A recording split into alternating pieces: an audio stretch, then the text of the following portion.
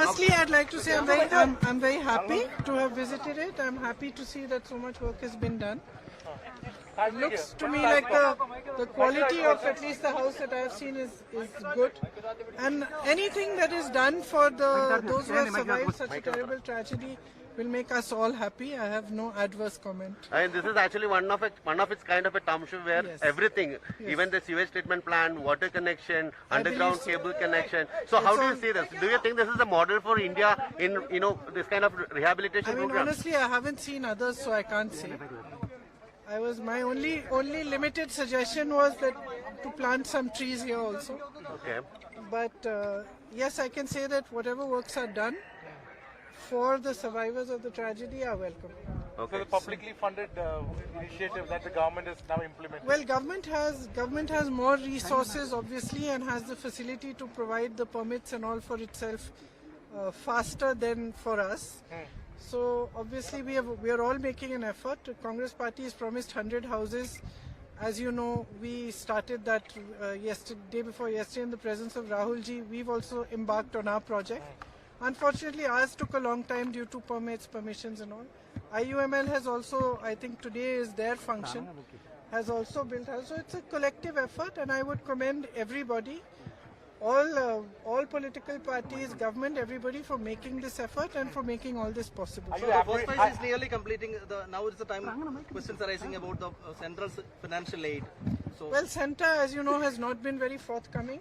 We were trying our best. We protested in Parliament. We've raised it in Parliament. I have personally written letters to Prime Minister. I have met Home Minister with all the other MPs from Kerala.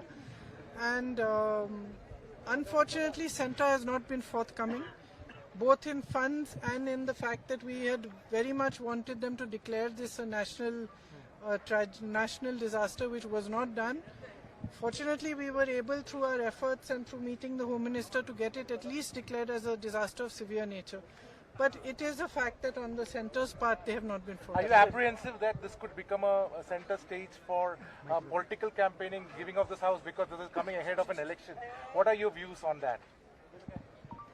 Look, I think that, as I said, everybody has, I would say that everybody has made their own efforts to do whatever we could to help the victims of the tragedy.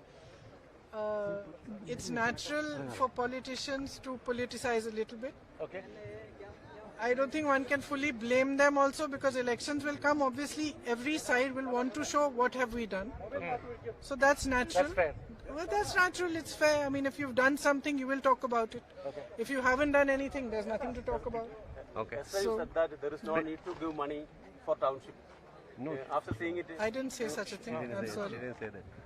I'm sorry. Can you specify what I said? yesterday you said I was asked, There is- why did I not give there is money? no need to give money. Okay, let me for say. township Let me tell you program. what I said.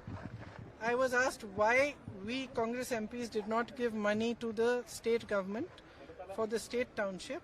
We felt that we don't have to give money to the state government. It's important for us to provide help for the victims, and we are building our own houses, whether it's IUML or Congress Party, and we are all contributing to that. Everybody has raised funds, contributed to different aspects of relief work and rehabilitation work, and I think that's fine.